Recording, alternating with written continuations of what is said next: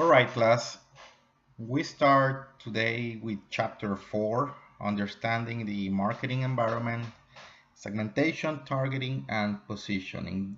This is a crucial chapter in this course because we have to explain the process of STP marketing, segmentation, targeting, and positioning, which is the cornerstone on which the marketing strategy, the promotional plan is built. We will describe the basis for identifying target segments, discuss criteria for choosing a target segment, identify the essentials of a positioning strategy, review the necessary ingredients for creating a brand's value proposition. So first, what is STP marketing? What do these letters stand for, this acronym? Well, segmenting, targeting, and positioning is a process that marketers pursue in order to formulate the strategy for the brands. This is the foundation, as I mentioned earlier, the foundation of the whole structure of the advertising campaign. And this is not a guaranteed approach. This is, remember, social sciences, marketing is part of business activities, which is within the social sciences field. So you do not guarantee results, but you increase the likelihood, the chances of accomplishing your goals and objectives by following a plan, a blueprint that determines and outlines each of the activities in order to do what you are expecting to achieve, right? So STP marketing should be considered when consumers in a category have heterogeneous wants and needs. So why do we follow this approach? Because consumers are not the same. They are not equal. They have different backgrounds, interests, beliefs, preferences, purchasing capabilities, etc.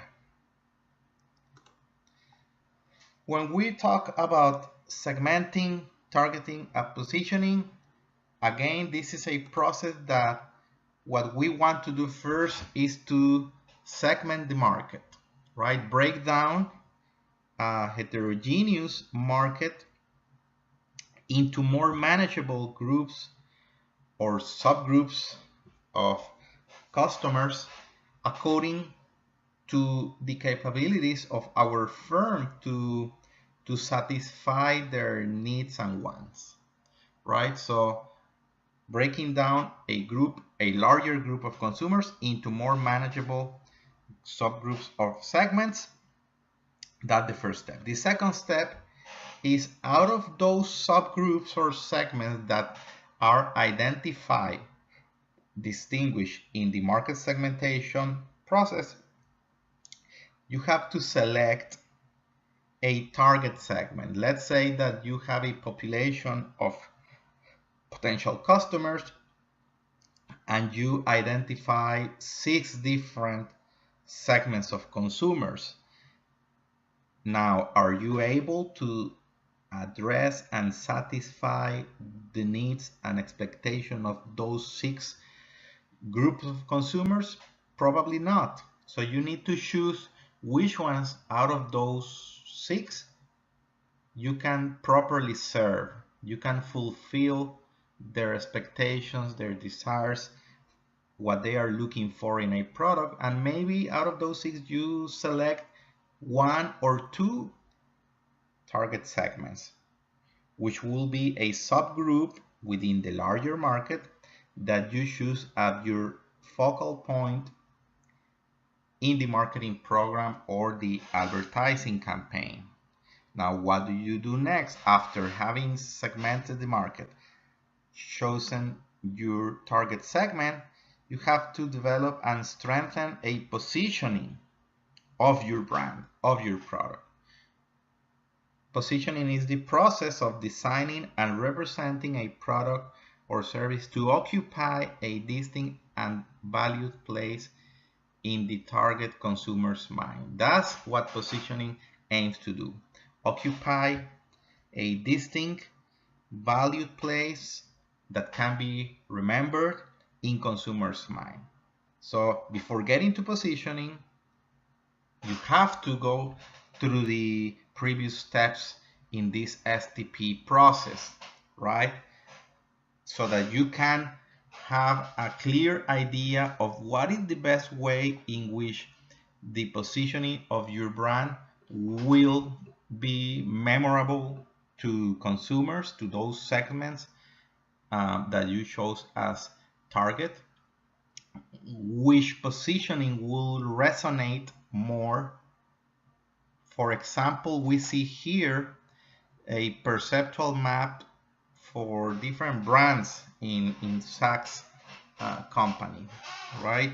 You see on this positioning map or perceptual map a number of brands that are located and classified according to two positioning bases. And we see here the positioning bases pointing these arrows are on the vertical axis spending level, high spending level, lower spending level. And then on the horizontal axis, the other positioning base is preferred style, classic and trendy. So this is a visual way of portraying the positioning of different brands based on these criteria, based on spending level and style. So for example, you have some of the brands that are maybe more classic, but the ones that we have here in this example are more on the right hand side, which are falling into the more trendy, Soho trendy classification.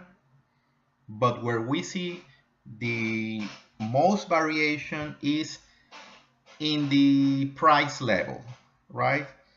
Whereas we have some upscale brands here that are more expensive, Chanel, Gucci, Louis Vuitton, Oscar de la Renta. These are positioned in a different way, in a different position. That's the origin and the reason for the word. They are positioned differently than on the opposite other trendy brands, but which are not as highly priced, like Dana Bushman, Ellen Tracy, Lafayette 148, and some in the middle, right? Ralph Lauren, Armani Collezioni, which is a soft brand of Giorgio Armani. So this is just an illustration of a map that shows the positioning of different labels. And if you are in this industry and these are your competitors, you want to know something like this in order to decide and determine where in this perceptual map you want your brand to compete against the others. But before that, you have to go through the whole STP process. So we have to start with segmenting, right? The segmentation to identify the market segments that are more suitable for your company to go after. One variable or criteria, a criterion for breaking down the market in different groups is that of usage patterns and commitment levels. So you group consumers, you distinguish different segments depending on how they use the product or service that you sell. You may have very frequent users, heavy users, or non-users, right? If you look for different services by FedEx, as we see on this image in this slide, FedEx offers different plans, different programs, different services, depending on how frequently you use their services, how frequently you do shipments and send merchandise or documents through their company. Some firms will use very frequently their services, some others will use every once in a while. So the type of value, benefits, and product offerings will be different based on that. You may have different promotions, for example, different sales promotion, different product characteristics and benefits to those customers who are more loyal, right? Maybe you want to target consumers who are prone to switching brands. So if you identify that your competitors' services or products are targeted to certain segment and you can go to those same segments, so you can make them switch to you, then that's another criteria for segmenting. I think there is one company now, a cell phone company, that is doing something like that. I believe it's Sprint that is using this campaign to have users of other telephone companies to switch to their service, right? And also have to pay attention to emerging consumers, those consumers for which there is a formation of preference towards certain products and services. Now, another criterion for segmentation is that of geographic segmentation. Very simple. For some product categories, for some product lines, this is a very basic and essential type of variable that you have to look at. If you are in the business of suntan lotions like Hawaiian Tropic, well, certainly you will pay attention and focus on those geographical areas for which, because of the nature of this product, you will have a higher demand, like in places closest to the beach, like in Florida, like in South Texas, California, right? You will not expect the same demand level as in other states up north, like in Minnesota or Vermont, right?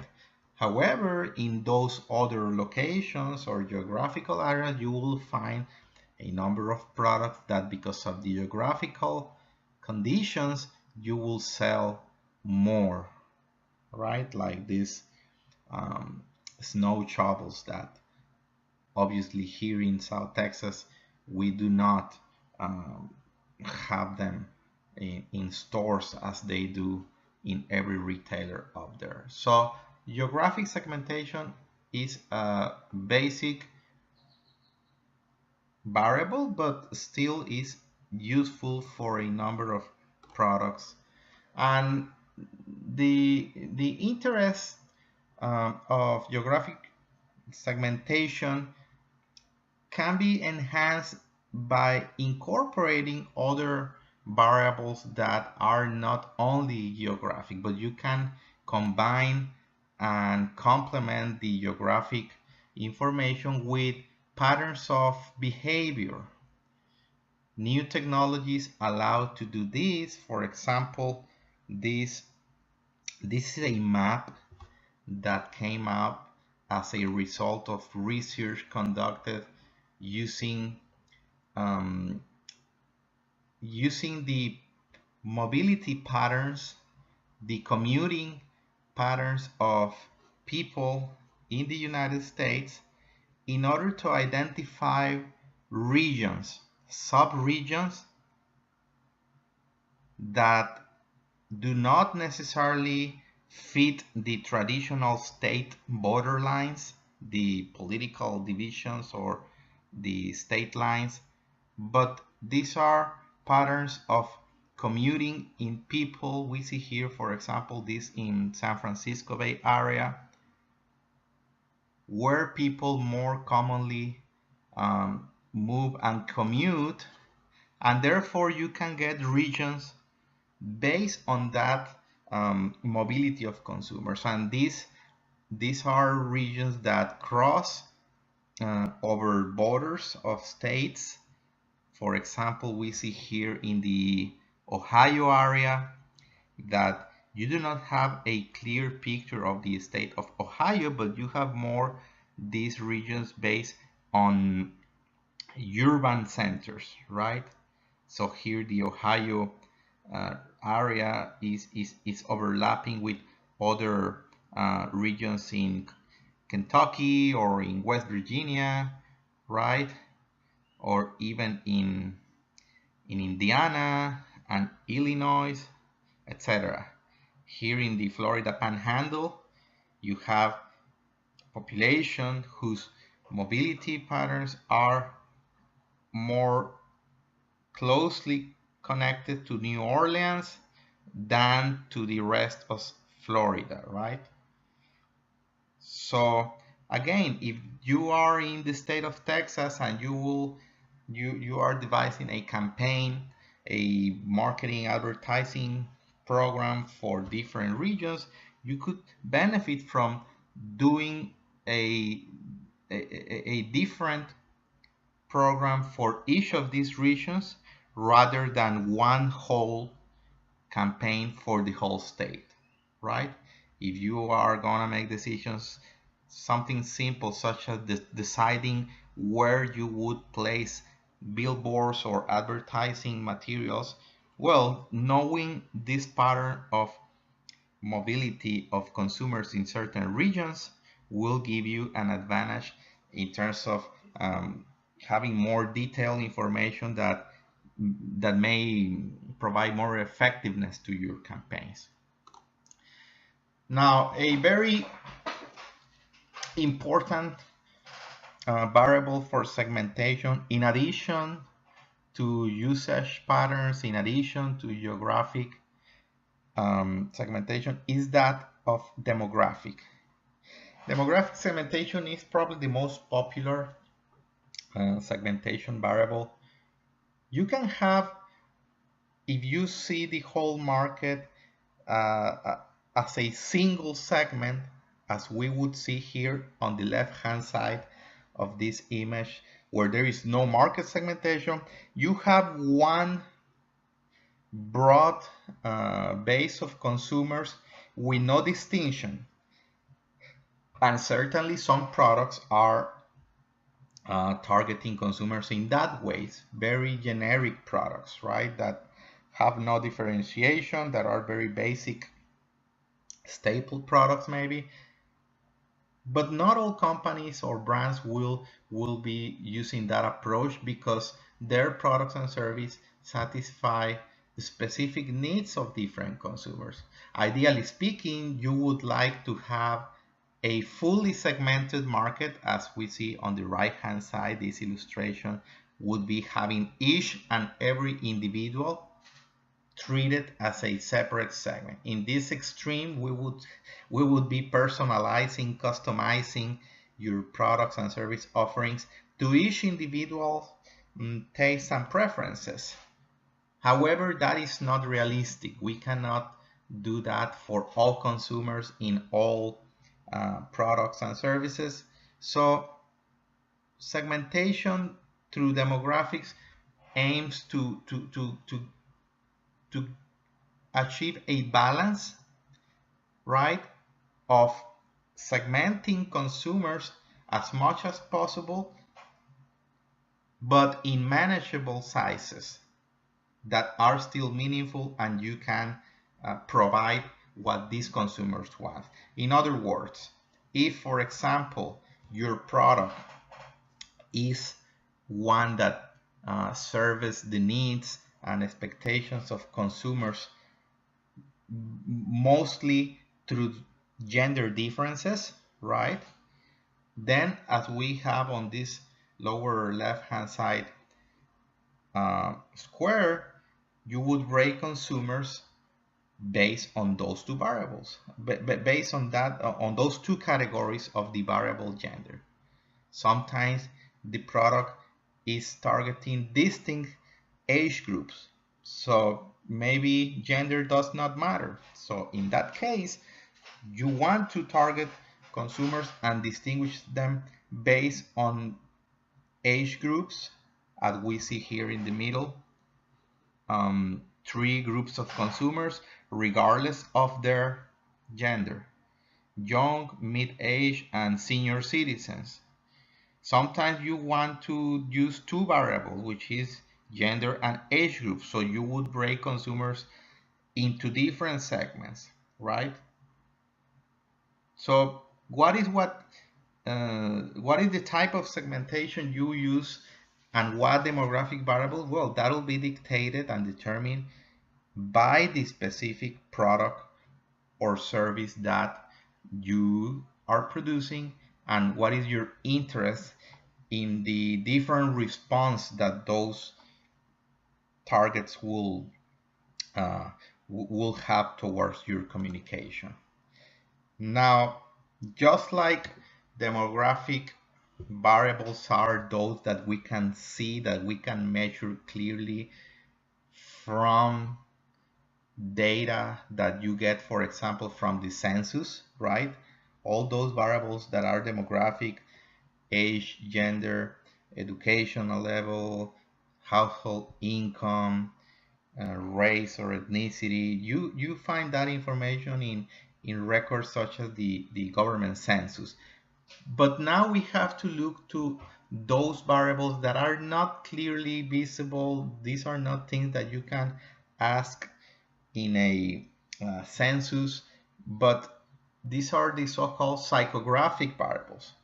So consumers, instead of being grouped according to their age or their educational level or their income, or geographically according to the zip code they live at, you have to look into more meaningful psychological and behavioral variables, right? In this case, what are the activities that people have interest in? What are their opinions about topics such as birth control or eco-friendly products, and whatever type of topic that you consider is relevant for the marketing of your products. So these activities, interests, opinions, this falls under the category of psychographics, right? So these are not demographics, but these are things that people think about. Why do some people spend the whole night climbing a tree while hunting wild pigs, right? Versus why other people instead, they prefer to spend time watching TV, or other people prefer going to museums and pursuing some intellectual rewarding activities. What is what makes these people behave differently, even though they may be of the same age group, which would be demographic? Well, this is a field that is still evolving, trying to understand and identify segments according to lifestyles, right? For example, Pillsbury, this food company, they break consumers according to their eating habits because that's what matters to them. They are not in the business of clothing or cars and other vehicles. No, they are in that business. So what they want to do is segment consumers according to their lifestyle in terms of eating habits, and they break down or they label those groups of consumers as we see in the screens as chase and grab eats, functional feeders, etc. Many times you find that these companies and consulting firms that do market research, they put these funny labels, but this is a way, one more time, to capture the essence of this group of consumers regarding the variables of interest. Another way of doing psychographic and lifestyle segmentation is through the so-called VALS system, the values and lifestyle system, which groups consumers by psychological characteristics, motivations, and it includes some demographic and resources variables. This is what the VALS, the value segmentation tool or system, looks like. This is a psychographic system that was developed 3 or 4 decades ago by a consulting company, as we see here on this on their website, Strategic Business Insight. That's the name of the company that has now the right for this. And they tell, well, as I told you, they have these funny labels of the group of consumers according to their psychographic profile. So you have, for example, the achievers as one group of people. In order to get this classification, consumers have to answer a questionnaire, right? And you have some characteristics here.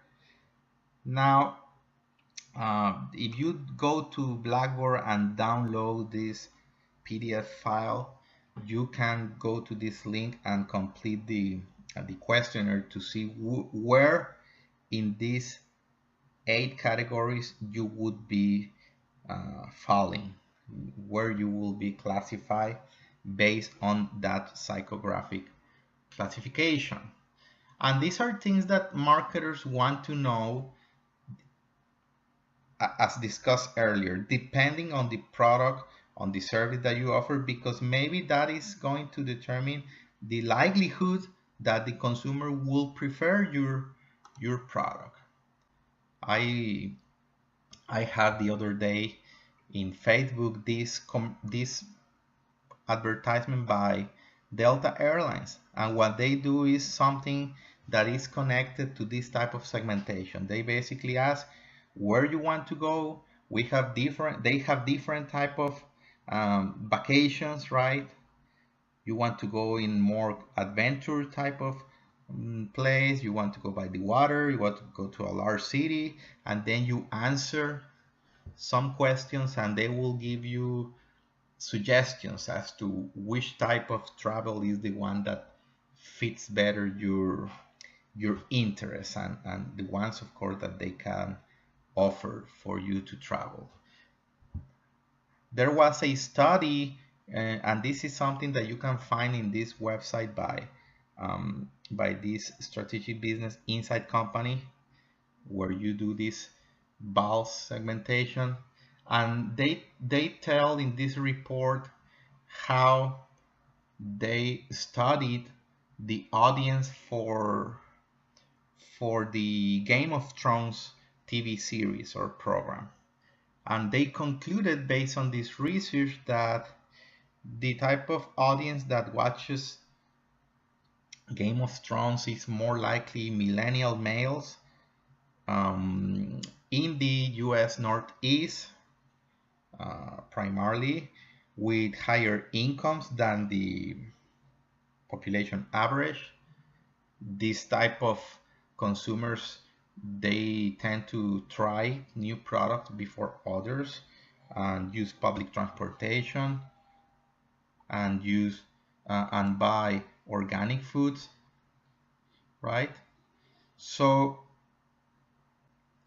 let's see this document where they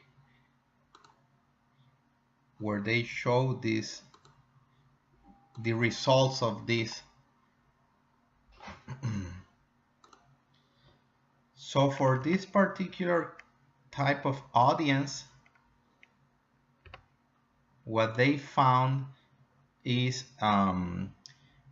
different data and insights, once again based on market research about what these consumers like.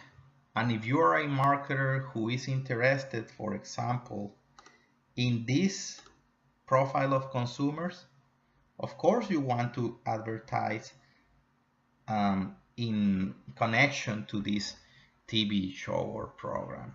Of course you want to use, for example, advertising in public transportation system, right? In transit system, in the bus station, in the subway.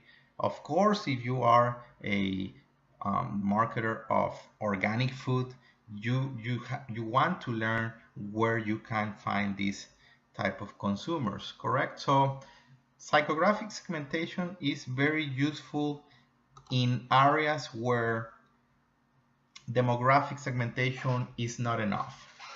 Another example is this store, this company of sunglasses, Seni Optical, right? It's not only sunglasses, it's in general glasses of different styles. And this is the type of segmentation problem that they face, right? You have one person who is born in a given year, grew up in England, married twice, 2 children, wealthy, etc. Another person with exactly the same demographic characteristics. If you pay attention, these are demographic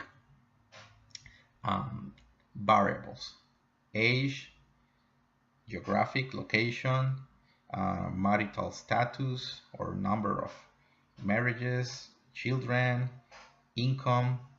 Now, would these two persons who are identical in demographic characteristics, would they prefer the same type of glasses? Well, look at the styles of these two people, of these two persons. Are they going to be using the same type of clothing and other preference of products? Certainly not. So what this company did was to design a marketing program in which consumers logged into their website and they were asked a number of questions for determining what is the best style that fits their, not only their needs, but also their psychographic orientation, their psychographic makeup. Utilize data analytics because this was conducted through digital platforms, and in that way they could personalize the type of content that they use in their promotional campaigns in a way that fits better the difference of consumers. And according to this company, they increased revenue significantly. They got almost 10,000% of return investment, over 500,000 of unique visitors in their different online platforms. So demographic segmentation is useful, but if you can complement that with psychographic segmentation, of course you can obtain more significant results.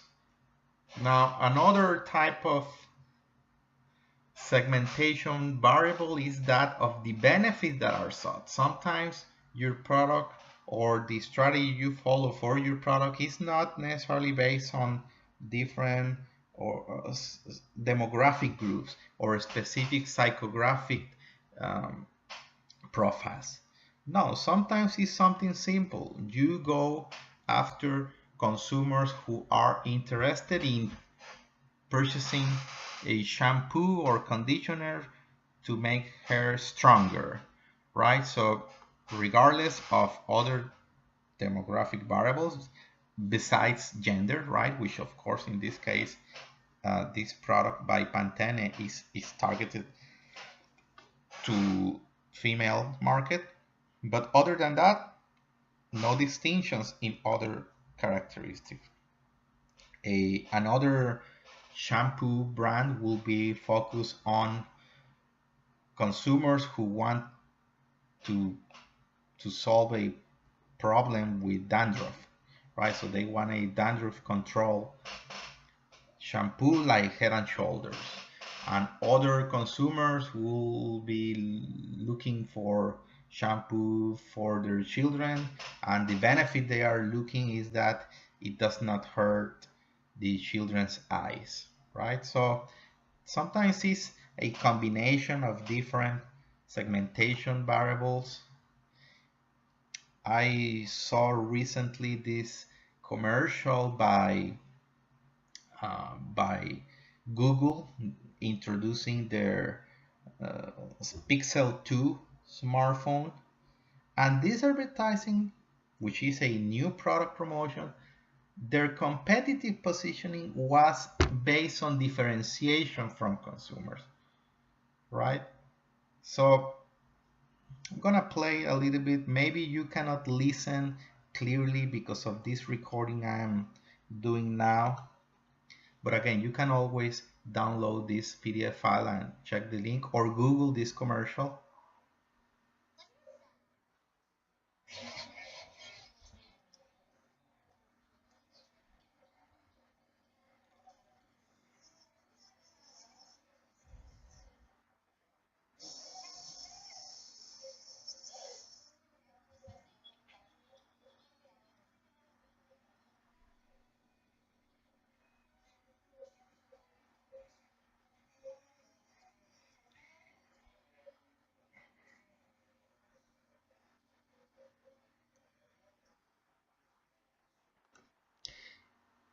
If you could not listen is one more time because the recording of this video does not allow to listen clearly the videos, but you can check this later. Basically, what I want to focus my point here is that these are things that are being utilized by companies. These are approaches that are being implemented by firms, and this is a way of differentiating and creating a positioning in consumers' mind, right? Um, Another question that the marketer is faced with is which segments of consumers should be prioritized, which targets we should go after first, or more importantly, more clearly in our marketing strategy. Well, that depends on the extent to which you can serve those segments of consumers. So the question of which target segment to prioritize, well, that is going to be answered by the extent to which your brand is able to fulfill the needs and wants of that segment. If your product, if your service is able to satisfy the needs and expectations of those targets, then that the priority of the target should be first on those groups of consumers, not on others that you cannot fulfill or that you need to do changes to your product. At least not immediately, but you should prioritize those segments of consumers that you can effectively um, fulfill, for which you can fulfill their needs and desires. Let's talk about the positioning strategies. It is advised to focus on positioning teams whenever we develop a marketing plan and we are to decide what is the orientation for our positioning. Something that can help in making this decision is to have clarity on whether we will focus on benefits, just like this commercial that I showed you a minute ago for the Google smartphone, the Pixel 2 telephone. Well, that was a commercial focusing on benefits, right? Certain benefits. Maybe the positioning theme will not be concentrated on benefits, but maybe will be concentrated on the user. What is the type of user for which your product, for which your brand is positioned? Some hotel companies have opened or have launched brands of hotels that are targeting business travelers, for example, right? So for instance, Marriott or Hilton, well, they have sub brands or different brand extensions that focus on business travelers, right?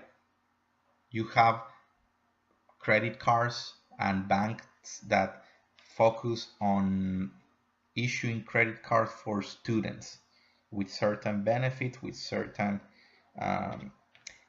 advantages offered to students.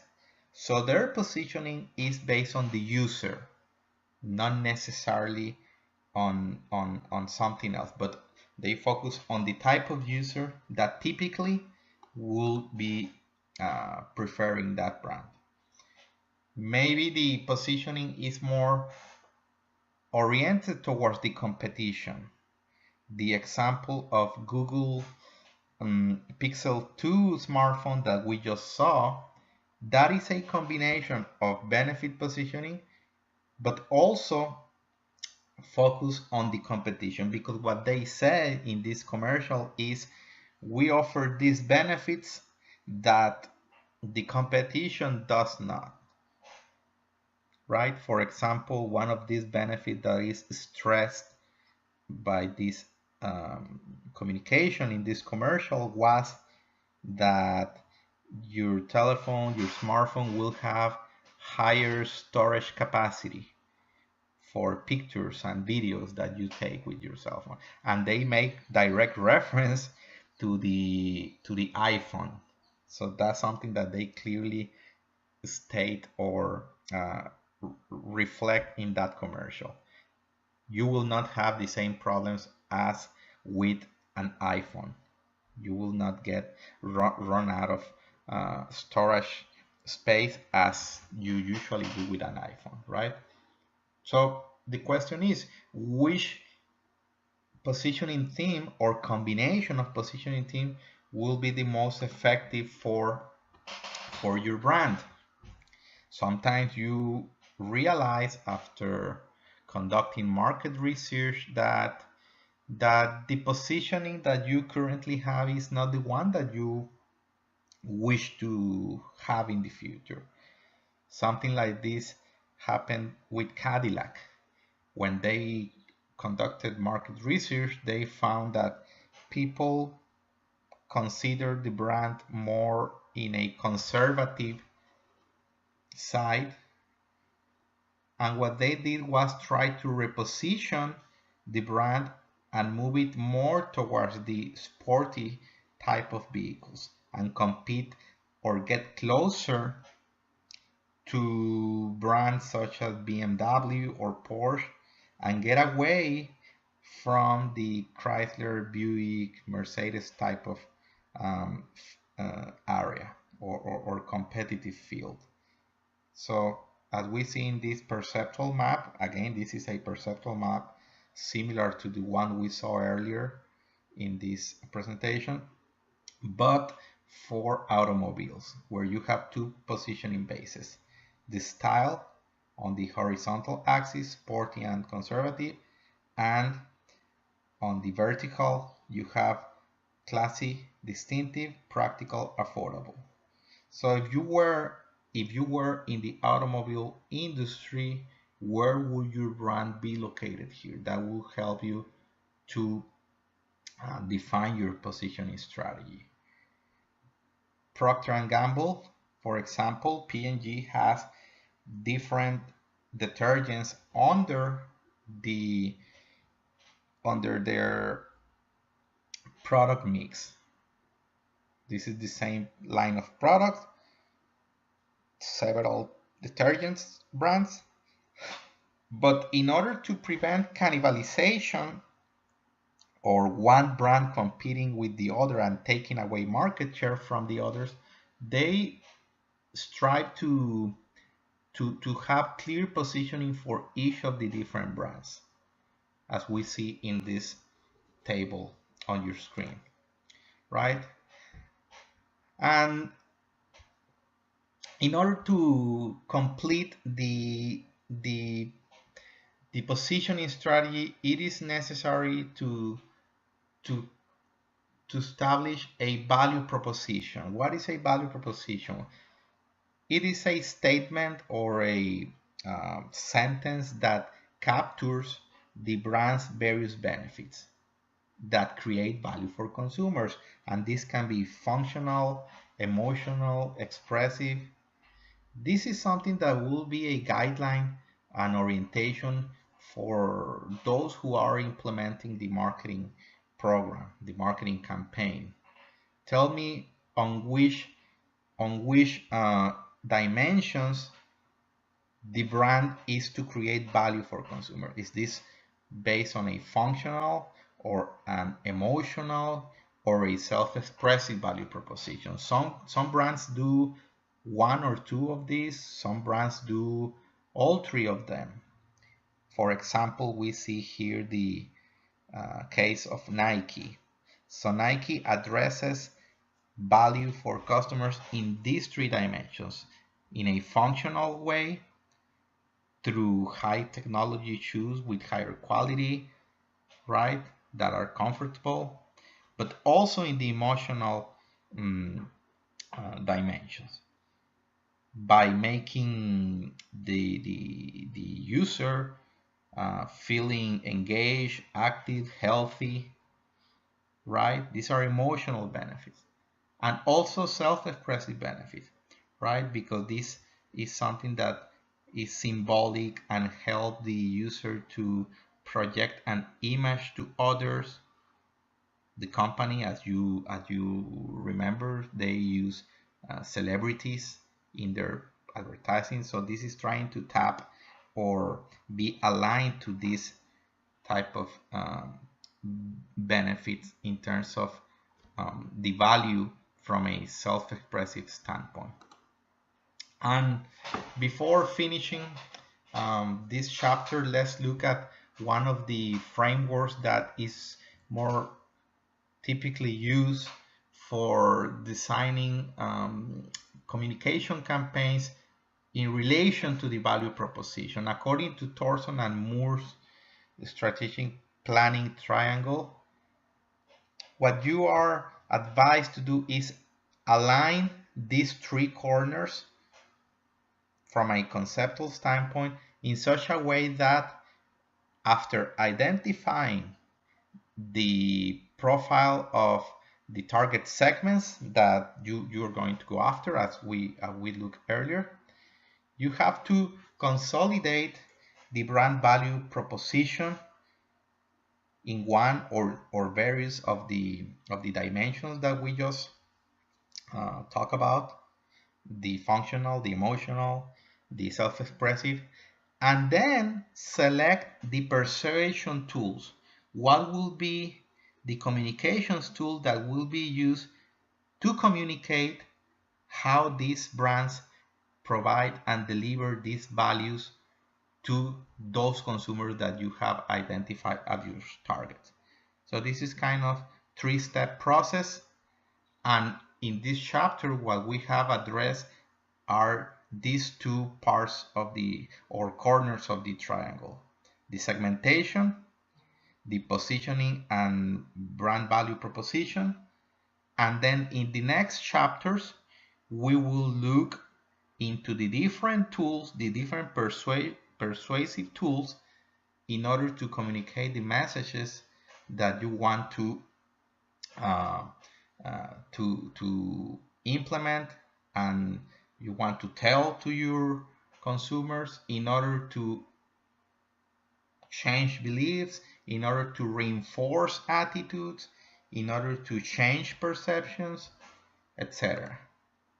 And one last word of caution: remember that this is not a marketing research class, but part of what we just discussed today, this is something that will be derived from market research.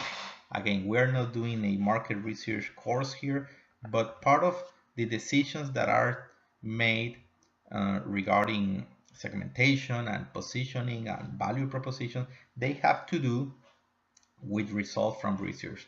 And sometimes this research yields insights that may look ambitious and disruptive, but you have to make sure that you always touch base and put a foot on the floor, so you can make sure that what you are going to do is realistic, something that will be well received and accepted by the public.